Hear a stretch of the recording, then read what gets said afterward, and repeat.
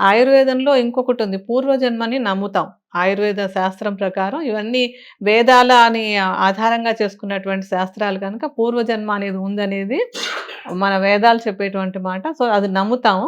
పూర్వజన్మలో చేసిన ఏదో ఒక దాని వల్ల ఇప్పుడొచ్చింది అని చెప్పటం అనేది ఒక పద్ధతుందనమాట. దాన్ని దైవీ కారణాలుగా చెప్పుకుంటూ ఉంటాం. దైవం అంటే దేవుడనే కాకుండా పూర్వజన్మ కృతం అన్నట్టుగా కూడా ఒకటొస్తుందనమాట. ఇవి కాకుండా కాలబల ప్రవృత్తాలనుంటాయి. అంటే కాలంలో వచ్చేటువంటి మార్పుల వల్ల సహజంగా వచ్చేటువంటి కొన్ని కొన్ని అనారోగ్యాలు, లేతే కాలబల ప్రవృత్తం అనేటువంటిది మనిషికి కాలంలో అంటే మన ఏజింగ్‌తో వచ్చేటువంటి కొన్ని కారణాలు కూడా ఆహ్, కారణాల వల్ల కూడా వ్యాధులొస్తూ అంటే ఉంటాయి. సీజనల్ అంటామా? సీజనల్. సీజనల్‌గా వచ్చేది కాలంలోకే వస్తుంది.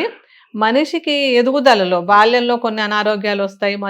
మధ్య వయసులో కొన్ని అనారోగ్యాలొస్తాయి.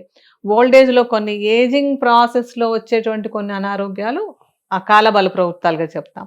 ఇలా రకరకాల కారణాలుగా ఆహ్, నా అనారోగ్యాలొచ్చే అవకాశం ఉంటుంది. వాటిని రకరకాలుగా క్లాసిఫై చేసుకుంటాం అన్నమాట అది.